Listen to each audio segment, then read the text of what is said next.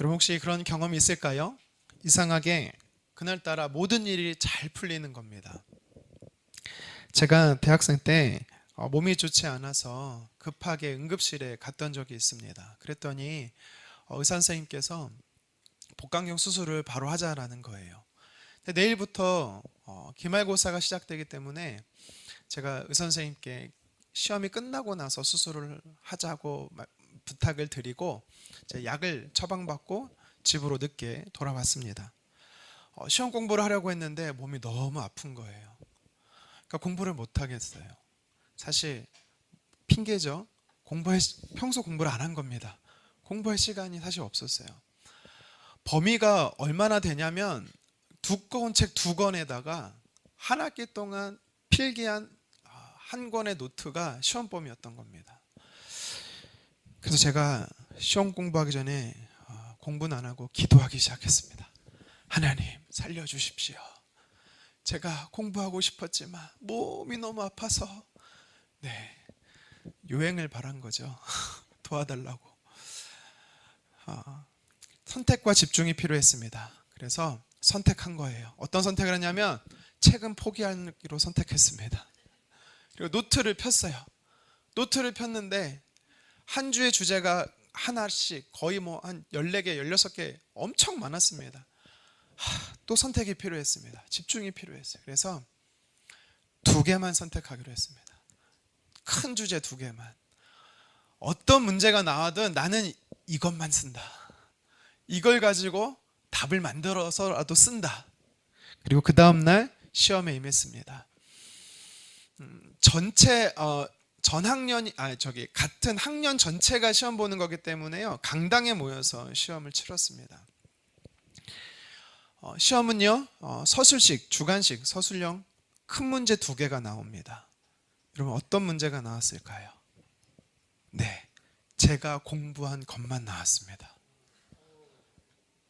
그러니까 문제가 학생들한테 이제 시험지를 나눠주면 한탄의 목소리 여기저기서 나오는데 저는 속으로 말로는 못하고 속으로 할렐루야.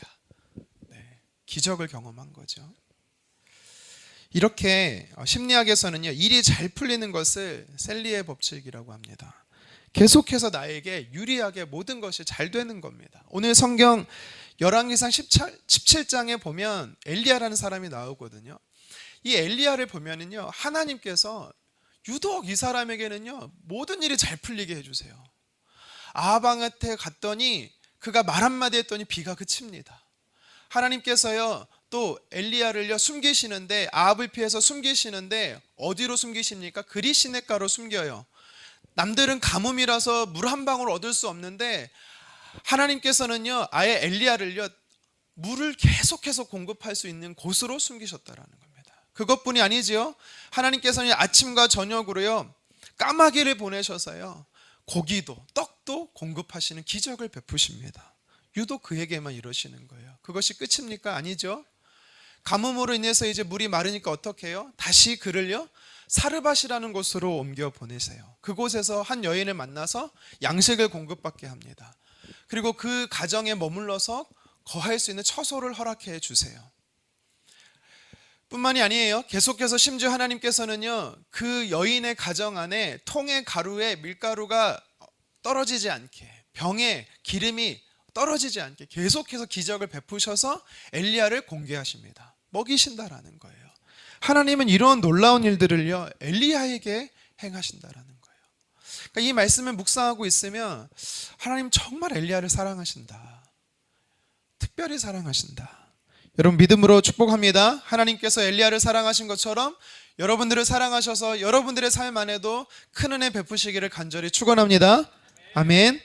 그런데 오늘 말씀을 우리가 읽은 본문을 보니까 하나님께서 그렇게 사랑하시는 엘리야에게도요 문제가 발생합니다. 어떤 문제가 발생합니까? 그와 직접 관련된 건 아니지만 그가 머물고 있던 집 주인, 이 여인의 아들이 죽은 것입니다. 우리 본문 17절 같이 한번 읽어보도록 하겠습니다. 이 일 후에 그 집 주인 되는 여인의 아들이 병들어 증세가 심히 위중하다가 숨이 끊어진지라. 아멘. 성경에 부연 설명이 없기 때문에 어떤 병에 걸렸는지 무엇 때문에 그런 건지는 알 수는 없습니다. 근데 시름시름 앓다가 죽었다라는 거예요. 근데 이게 왜 이 여인의 아들이 죽은 게 엘리야와 직접 관계가 있냐면 17절 상반절에 2일 후에라는 이 단어 때문입니다. 2일 후에. 이게 무슨 말이냐면 이 단어가 주는 의미가 무엇이냐면 앞에서 열왕기상 17장의 앞에서 쭉 일어났던 일들이 연속선상 안에 지금 이 일이 일어났다라는 거예요. 아하방 앞에서 비를 멈추시고 그리 시냇가에서 숨기시고 사르밧에 보내셔서 하나님께서 그녀의 집에 머물게 하시는데 이러한 은혜가 계속 진행되는 가운데 이 일이 일어났다라는 겁니다. 한마디로 말하면 이 여인의 집에 머물렀기 때문에 이 일이 일어났다라는 거예요. 그러면 하나님이 엘리야를 이곳에 보내지 않으셨으면 이 일이 발생하지 않은 것일까요? 네, 맞습니다. 예를 들어 보겠습니다. 창세기 12장 1절에 하나님이 아브라함을 부르시면서 뭐라고 말씀합니까? 내가 내게 보여줄 땅으로 가라 하시죠. 그 말씀에 순종해서 갑니다. 그런데 아브라함에게 어떤 일이 일어나요? 기근이 일어납니다. 순종해서 갔더니 기근이 일어나요. 이스라엘 백성들도 마찬가지죠. 젖과 꿀이 흐르는 땅으로, 가나안 땅으로 가라 하나님 말씀하시고 순종해서 출애굽합니다. 그런데 탄탄대로 시온의 대로의 길이 열린 것입니까? 아니지요. 양식이 떨어지고 마실 물이 없습니다. 아말렉과의 전쟁을 합니다. 불안정과 불편함을 끊임없이 견뎌내어만 했습니다. 그러니까 성경이 우리에게 무엇을 이야기하는 거냐면 하나님을 믿으며 살 때, 하나님의 말씀에 순종하며 살 때, 그것이 내 죄가 아니고 나의 연약함이나 내 실수가 아님에도 불구하고 하나님의 백성의 삶에 문제가 찾아올 수 있다라는 것입니다. 한 아이가 두발 자전거를 타고 싶었어요. 그래서 자전거를 배우면서 아빠에게 도움을 요청합니다. 아버지 뒤에서 잡아주세요. 자전거를 스스로 타는 게 이 아이의 목적인 거죠. 하지만 아빠의 도움은 필요했습니다. 아빠는 뒤에서 잡고 있어요. 넘어지지 않습니다. 그런데 계속 잡고 있으면 어떻게 될까요? 아이는 자전거를 탈 수가 없는 거죠. 어느 순간에 아빠는요 자전거를 놔줘야 합니다. 그런데 아빠가 자전거에 손을 놓으니까 어떤 일이 벌어져요? 아이는 우왕좌왕하다가 넘어지는 겁니다. 다치는 거예요. 그래서 울지요. 그러면서 이렇게 말합니다. 아빠 왜 안 도와줬어요? 왜 안 잡아줬어요? 아빠 때문에 넘어졌잖아요. 넘어진 아이처럼 우리가 하나님 앞에 말할 때가 있어요. 하나님 왜 안 도와주십니까? 왜 하나님 저에게 이런 시련을 주십니까? 아이의 자전거로 놓은 아빠처럼 하나님은요 때로는 우리의 삶 안에 손을 놓으실 때가 있어요. 왜일까요? 이유가 있는 거예요. 그것이 우리에게 유익하기 때문에. 통과하고 극복해야 성장할 수 있는 것이고 돌파하고 넘어서야 더 넓은, 더 높은 영적 세계를 경험할 수 있기 때문인 것입니다. 하나님은요 결코 의미 없이 우리에게 시험을 허락하시는 분이 절대 아닙니다. 그렇다면 오늘 본문에서 하나님은 왜, 무슨 이유로 엘리야에게 문제를 허락하신 걸까요? 일단 문제가 찾아왔을 때 오늘 본문에 등장하는 이 사람들을 통해서 그 문제 앞에 우리가 어떻게 반응해야 되는지를 좀 먼저 살펴봤으면 좋겠습니다. 당사자인 집주인 여인의 반응이 먼저 성경에 등장하고 있습니다. 자신의 아들이 죽었어요. 그랬더니 여인이 어떻게 반응합니까? 오늘 성경 18절 같이 한번 읽겠습니다. 여인이 엘리야에게 이르되 하나님의 사람이여 당신이 나와 더불어 무슨 상관이 있기로 내 죄를 생각나게 하고 또 내 아들을 죽게 하려고 내게 오셨나이까. 아멘. 고대 근동 사회에서요 일반적인 사고가 하나 있었습니다. 그게 뭐냐면 불행한 결말은 나의 죄와 직결되어 있다라고 사람들은 생각했어요. 여러분 우리도 그럴 때가 있죠. 내 죄 때문인가? 나 때문인가? 내 죄 때문에 하나님이 징계하신 건가? 우리 이렇게 생각할 때가 있죠. 오늘 본문의 여인이 그랬다라는 거예요. 자기 죄 때문에 아들이 죽었다라고 생각한 거예요. 근데 좀 이상하게 18절 하반절에 보니까 갑자기 엘리야를 향해서 이렇게 말합니다. 당신이 내 아들을 죽이려고 우리 집에 왔습니까? 이게 무슨 말이에요? 당신 때문에 내 아들이 죽었다라는 거예요. 아니 방금 전에는 내 죄 때문에 내 아들이 죽었다라고 말해놓고서 갑자기 이유 없이 개연성 없이 당신 때문이야라고 말하고 있는 겁니다. 과거 이 여인은요, 자기가 지은 죄를 알고 있었어요. 숨은 죄를 알고 있었습니다. 하지만 그것이 드러나지 않았어요. 그런데 기적을 행하는 하나님의 사람 엘리야가 자기 집에 왔다라는 건 엘리야만 왔다라는 게 아니라 그가 섬기고 그가 믿는 하나님이 우리 집에 왔다라는 것이고, 그 하나님 때문에 내 죄가 드러났고, 그래서 하나님이 내 아들을 죽인 것으로 이 여인은 생각한 겁니다. 그래서 나의 죄 때문이다 생각한 거고 엘리야 때문이다 생각한 거예요. 하지만 여러분, 이 여인의 판단은 틀린 것입니다. 결코 그 아이의 죽음은요, 여인 때문도 아니었고요, 엘리야 때문도 아니었던 것입니다. 너 때문이야. 내가 지금 어려움을 당하는 건 당신 때문이야. 모두 당신 책임이야. 여러분들은 오늘 본문의 이 여인처럼 내가 어떤 문제를 당하면 혹시 이렇게 반응하고 있지는 않습니까? 그러면 믿음의 사람 엘리야는 어떻게 반응했는지를 말씀을 통해 한번 살펴보겠습니다. 19절 상반절인데요, 엘리야의 반응이 나오고 있어요. 우리 같이 한번 읽어보도록 하겠습니다. 엘리야가 그에게 그의 아들을 달라 하여 그를 그 여인의 품에서 받아 안고. 아멘. 죽은 아이를요, 엘리야가 자기의 품에 안았다라는 겁니다. 여러분, 이건 무엇을 이야기하는지 아세요? 그 문제를 이 여인은 너 때문이야, 당신 때문이야 라 말하지만 엘리야는 그렇게 하지 않았다라는 겁니다. 내 품에 안았다라는 것은 나의 문제로, 내 문제로 끌어안았다라는 겁니다. 여러분, 엘리야와 상관없는 것일 수 있었어요. 하지만 그는요, 자기 문제인 것처럼 내 문제로 끌어안았습니다. 여러분들의 문제가 발생하면 어떻게 반응합니까? 여인처럼 너의 잘못이야다라고 말합니까? 아니면 오늘 본문의 엘리야처럼 내 잘못입니다, 나의 문제로 끌어안고 있습니까? 엘리야는요, 자신의 문제로 끌어안았습니다. 뿐만 아니라 그가 두 번째 행동을 보이지요. 아이를 안고 어디로 가고 있습니까?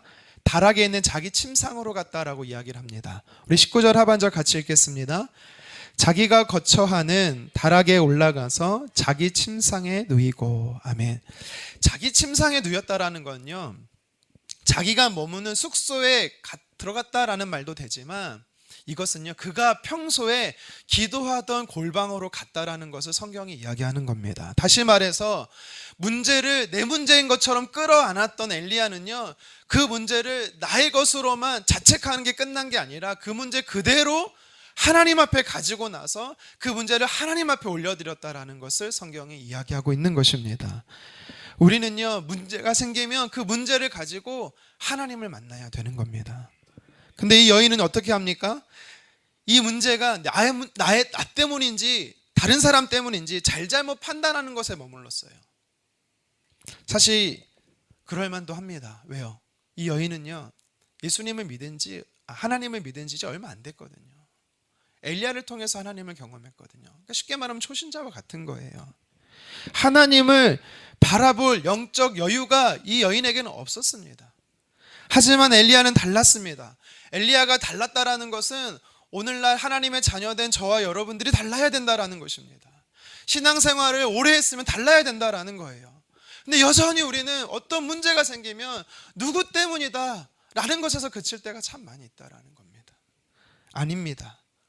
신앙생활하는 그리스도인들은요, 내 문제로 끌어안아야 돼요. 그리고 그 문제를 가지고 하나님 앞에 나아가야 되는 것입니다. 엘리야는요, 침상에 그 아이를 차분히 올려놓고 헤아린 겁니다. 이 문제가 왜 발생한 건지, 하나님 왜 이를 내게 허락하셨습니까? 그는 묻기 시작한 거예요. 이어서 엘리야의 세 번째 반응이 오늘 성경에 등장하지요. 그가 부르짖었다라고 말합니다. 기도했다는 것이지요. 20절 상반절 같이 한번 읽어보도록 하겠습니다. 여호와께 부르짖어 이르되. 아멘. 엘리야는요, 문제를 끌어안고 그 문제를 하나님께 가지고 나서 하나님 앞에 부르짖기 시작한 것입니다. 근데 21절 상반절에도 부르짖었다라고 말하죠. 함께 읽겠습니다. 그 아이 위에 몸을 3번 펴서 엎드리고 여호와께 부르짖어 이르되. 아멘. 두 번의 부르짖음이 나옵니다.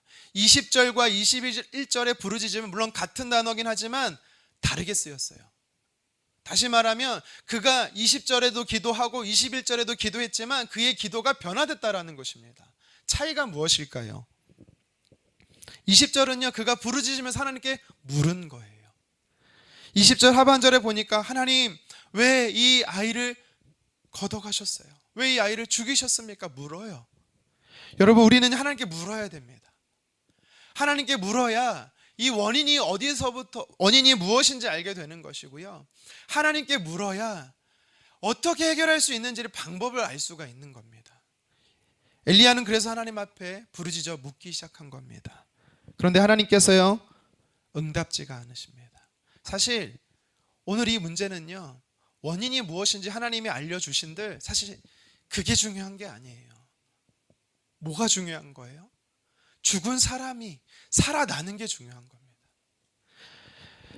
우리는요, 하나님 앞에 부르짖어요. 하나님께 묻습니다. 하나님이 응답하지 않아요. 그러면 우리는 낙심해서 포기할 때가 참 많습니다. 포기하지 말라라는 거예요. 오늘 21절에 부르짖음의 단계로 나아가라라고 성경이 이야기하는 겁니다. 21절 하반절에 그가 구체적으로 하나님께 이렇게 아뢰죠. 같이 한번 읽습니다. 내 하나님 여호와여, 원하건대 이 아이의 혼으로 그의 몸에 돌아오게 하옵소서 하니 아멘. 사실 이 여인의 아들이 왜 죽었는지도 물론 중요하겠지만 그걸 안다고 해결되는 게 아니잖아요. 정말 이 문제가 해결되려면 죽은 아이가 살아나야 되는 겁니다. 그래서 그는요, 간절히 하나님 앞에 부르짖었다라는 것입니다. 여러분, 어떤 문제가 발생했습니까? 왜 이 문제가 내게 왔는지 헤아리지도 못하겠습니까? 그렇다면 우리는 나의 문제로 끌어안고 이 문제를 하나님께 가지고 가야 되고, 그리고 묻고 부르짖는 저와 여러분 되었으면 좋겠습니다. 21절 상반절에 보니까 엘리야가 이 아이 몸 위에 3번 펴서 엎드렸다라고 말합니다. 그 행동이 무엇을 의미하는지는 정확히 알지는 못해요. 그런데 미신적인 행위는 아니에요. 기도자 엘리야의 믿음의 행위입니다. 지난주 몽골에서 마지막 날 팀원들이 저를 포함해서 팀원들이 함께 뜨겁게 예배했습니다. 같이 가신 분들 뜨겁게 예배한 거 맞죠? 저만 그런 거 아니죠? 너무 뜨겁게, 정말 뜨겁게 예배했어요. 너무 좋았어요. 너무 행복했고. 근데 기도를 하는데 하나님이 저에게 감동을 하나 주는 게 있었어요. 근데 거절했어요. 제가 거절했어요. 왜냐하면 제가 불편한 게 있었거든요. 하나님은 저에게 어떤 감동을 줬냐면, 기도하는 가운데 한 사람 한 사람 머리에 안수하며 기도해라. 근데 제가 거절했습니다. 근데 또 예배하고 기도하는데 또 감동을 주는 거예요. 제가 거절할 수가 없었어요. 여러분, 죄송하지만 제가 안수를 잘 안 해요. 왠지 아세요?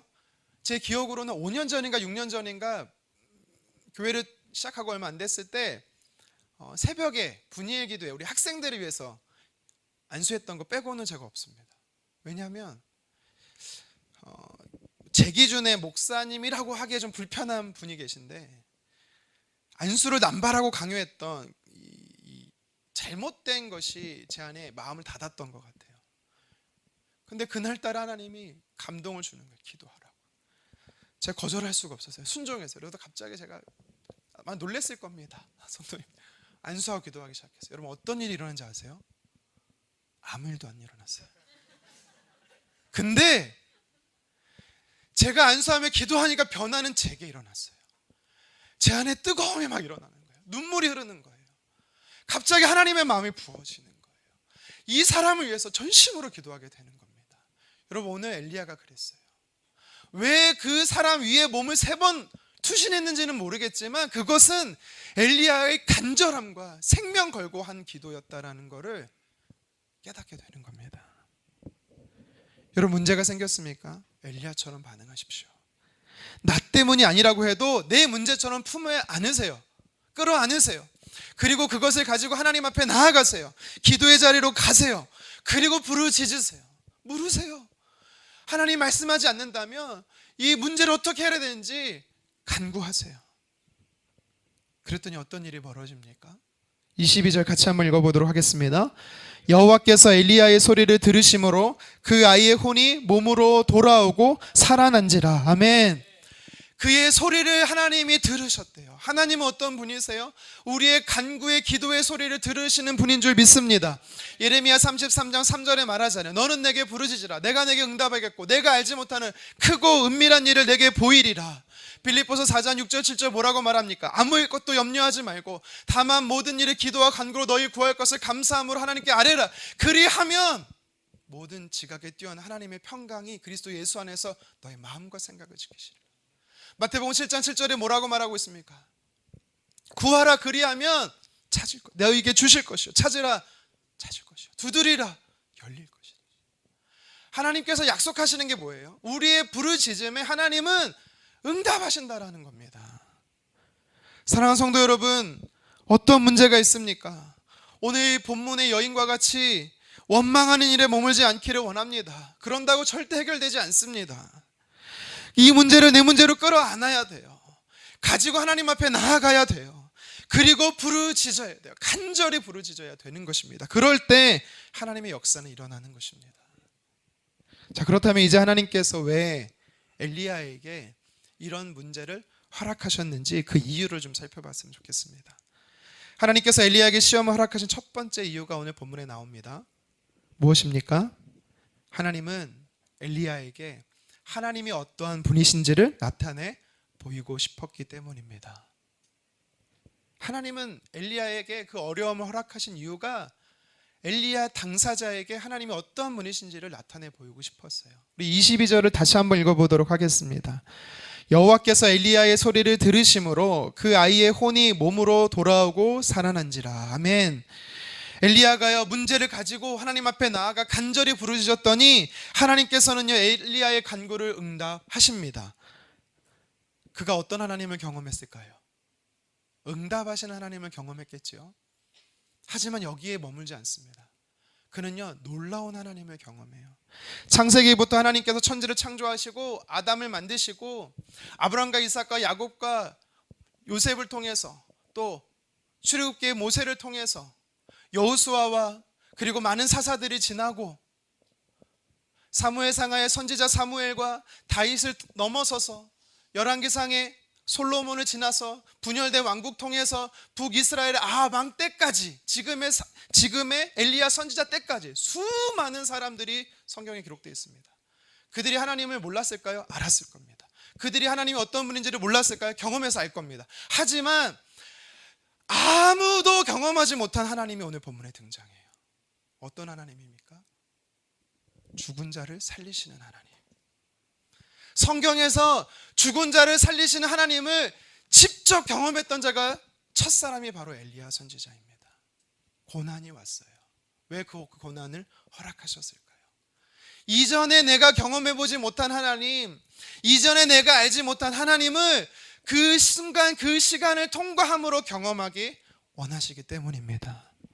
엘리야에게 있어서 그동안 하나님은 어떤 분이십니까? 놀라운 분이셨어요. 비를 멈추게 하셨지요. 인도하셨어요. 그리시네가로 사르밧으로 인도하십니다. 까마귀를 통해서 여인을 통해서 먹이시고 공급하시는 하나님이십니다. 이것만 놓고 봐도 하나님은 기적의 하나님이에요. 능력의 하나님이에요. 하지만 하나님은요 엘리야에게 더 크신 하나님, 더 위대하신 하나님을 나타내 보이고 싶었어요. 물론 이 아이의 죽음은 여인에게도 엘리야에게도 너무나 고통스러운 것이었습니다. 아픔이었습니다. 하지만 하나님의 궁극적인 목적은 그 시험 자체가 아니라 정말 목적은 사람을 살리시는 능력의 하나님을 엘리야에게 가르치고 싶었다라는 겁니다. 여러분의 삶에 어떤 문제가 있습니까?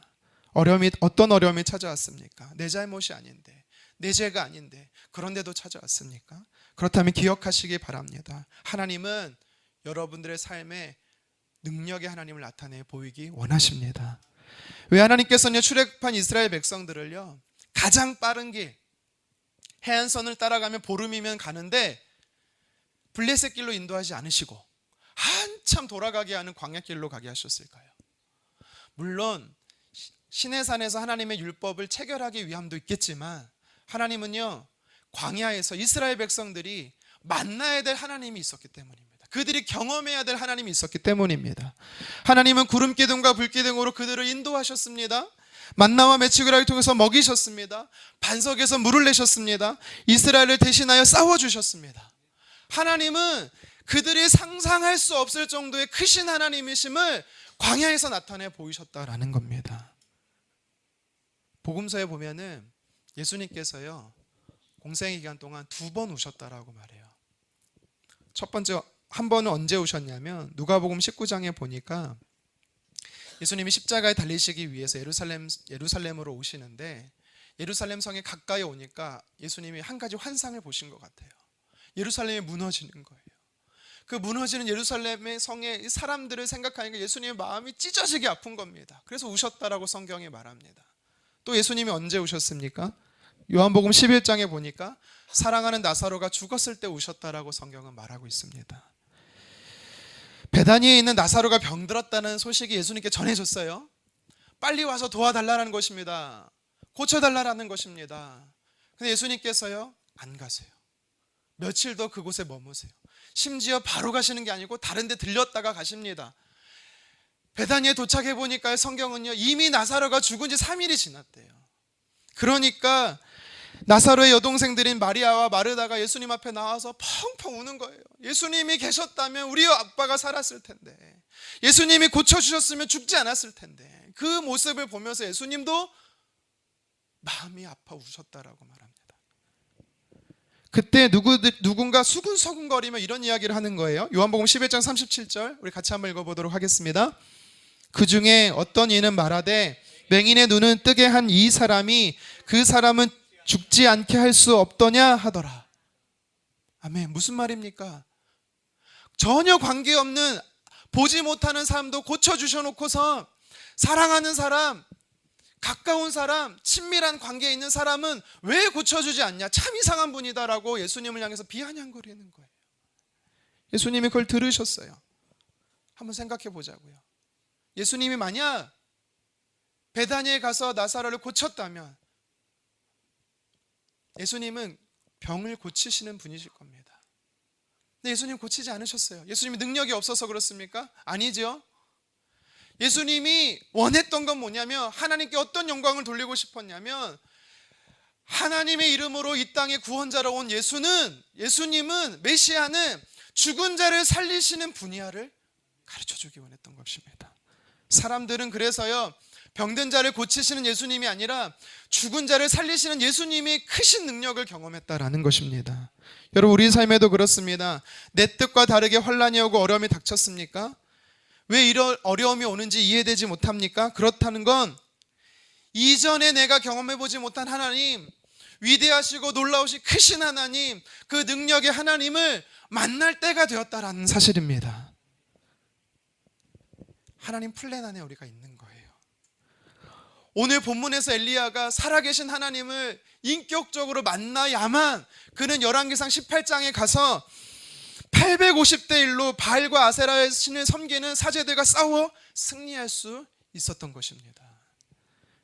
당신에게 있어서 하나님은 어떤 분이세요? 만약 주변 사람들이 여러분들에게 묻는다면 여러분들은 어떻게 대답하시겠습니까? 내가 믿는 하나님은 이런 분이세요. 만약 책으로, 만약 다른 사람의 간접 경험으로 여러분, 하나님은 이런 분이시래요 라고 여러분들이 소개한다면 영향력이 없는 겁니다. 진짜 힘있고 진짜 변화를 주는 고백은요, 내가 만난 하나님, 내가 경험한 하나님은 이런 분이십니다라고 소개할 때 그때 변화가 일어나는 겁니다. 저와 여러분들의 삶에, 내 삶에 살아계신 하나님을 경험하는, 그래서 여러분들의 고백 속에 영향력 있는 확신에 찬 고백이 되기를 주님의 이름으로 축원합니다. 오늘 본문은 또 왜 하나님께서 엘리야에게 어려움의 문제를 허락하셨는가, 그 이유에 대해서 설명하고 계세요. 무엇이냐면, 하나님은 엘리야를 통해서요, 다른 사람들, 오늘 본문에서는 그 여인에게 하나님이 어떠한 분이신지를 나타내 보이기 원하셨던 겁니다. 다시 말하면 나를 통해 다른 누군가에게 하나님이 어떠한 분이신지를 알리기 원하셨다라는 사실입니다.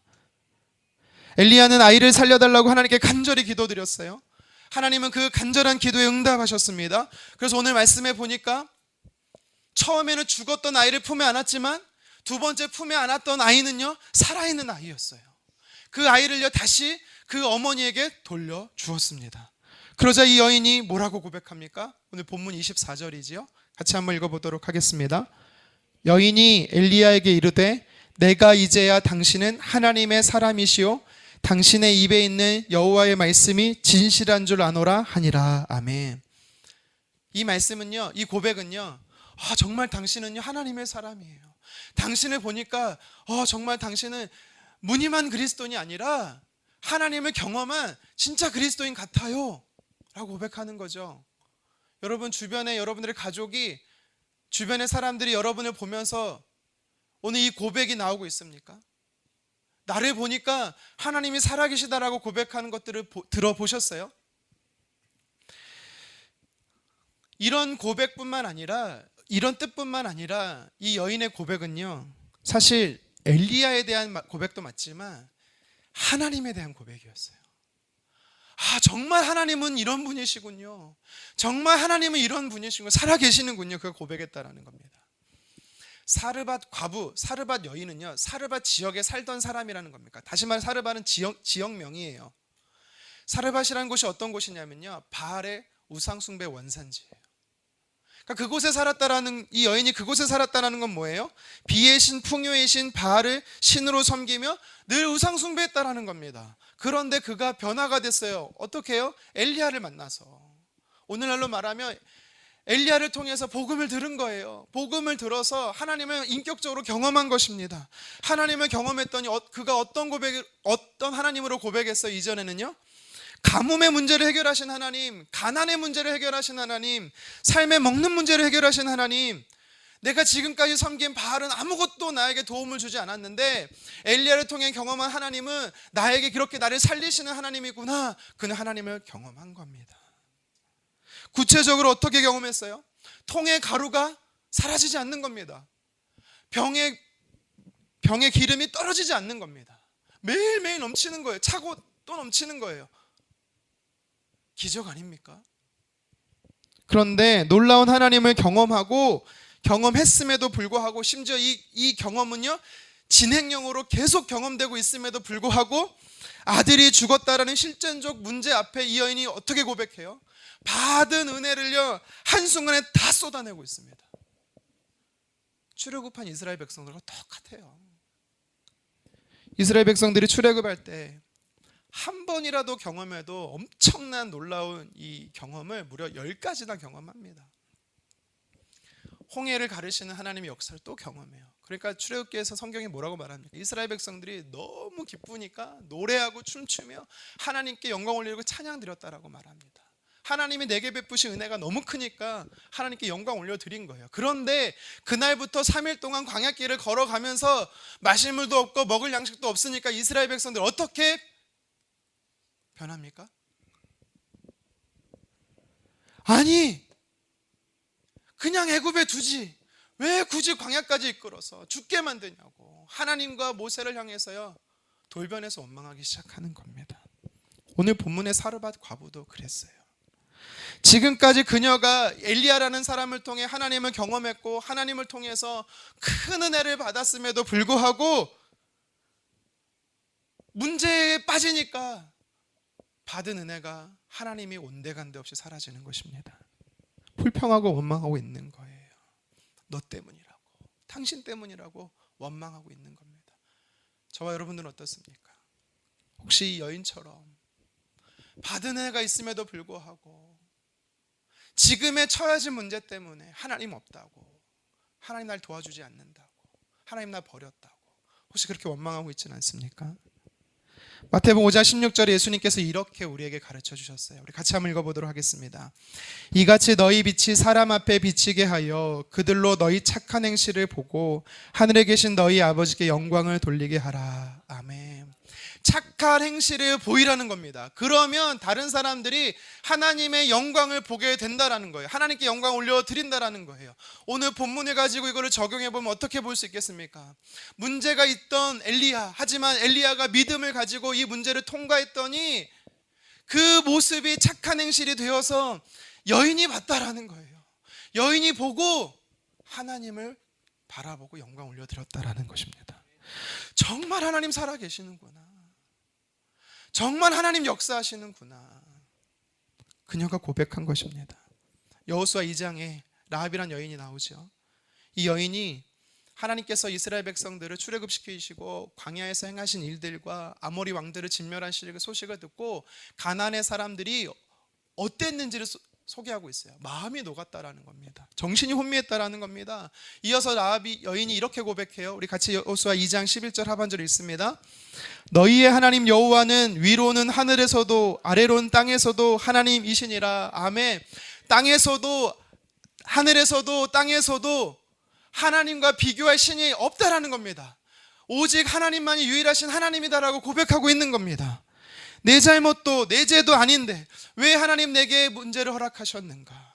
내가 감당할 수 없는 문제가 왜 일어났는가? 여러분, 하나님은요, 이 문제를 믿음으로 통과하기를 원하세요. 통과하는 저와 여러분들을 통해서요, 이 일련의 과정 속에서 하나님이 어떠한 분이시를 내가 경험하게 하시고, 먼저는 내가 경험하게 하시고, 그리고 나를 통해서 그것이 착한 행실이 되어서 내 주변에 있는 사람들로 그것을 보게 하셔서 그들도 나와 함께 하나님이 어떠한 분이신지를 알게 하신다라는 겁니다. 여러분, 어려움에 닥치셨습니까? 이 여인처럼, 세상 사람들처럼 원망하고 불평할 것이 아니라 엘리야처럼 하나님 앞에 이 문제를 내 문제인 것처럼 가지고 나아가서 간절히 부르짖기를 간절히 원합니다. 그럴 때 하나님께서는요, 여러분을 통해서 하나님이 어떠한 분이신지를 주변의 많은 사람들에게 나타내 보이실 줄 믿습니다. 말씀을 정리하겠습니다. 오늘 성경은 엘리야를 통해서 계속적으로 사랑하는 엘리야에게 은혜를 베푸신 하나님이셨다라고 성경은 말해요. 하지만 갑자기 이해할 수 없고 헤아릴 수 없는 문제가 엘리야의 삶에도 찾아왔다라는 겁니다. 이것은요, 저와 여러분의 삶에도 엘리야처럼 내 죄가 아니고 내 잘못이 아니고 내 실수가 아님에도 불구하고 어려움이 찾아올 수 있다라는 사실을 이야기하고 있는 겁니다. 개인적으로나 가정적으로나 일터에서나 물질의 문제로, 건강의 문제로, 사람과의 관계의 문제서나 삶의 모든 영역에서 일어날 수 있다라는 거예요. 근데 주님은요, 이유가 있다라고 말씀합니다. 하나님은 의도가 있다라는 거예요. 오늘 성경은 두 가지로 우리에게 이야기하는 거죠. 첫 번째는 그 문제를 통해서 하나님이 어떠한 분이신지를 나에게 먼저 나타내 보이기 원하신다라는 것입니다. 엘리야는 아하방 앞에 서는 순간부터 사실 계속적인 하나님을 경험합니다. 믿음이 자라가고 있었어요. 그런데 그의 믿음이 한순간에 점핑합니다. 갑자기 성장을 해요. 그 계기가 뭔지 아세요? 고난이었어요. 연단이었어요. 시험이었어요.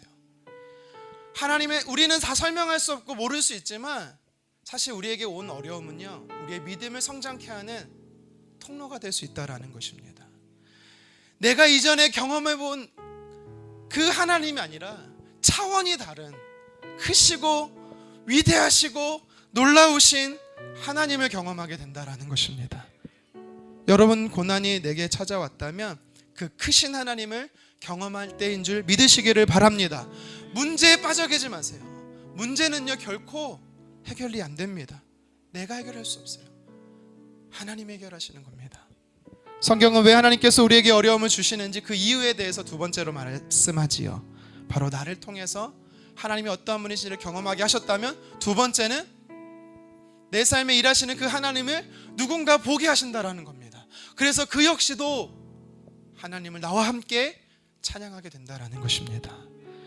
성도 여러분, 저와 여러분들이 하나님이 어떤 분이신지를 소개하고 자랑하는 축복의 통로 되기를 간절히 원합니다.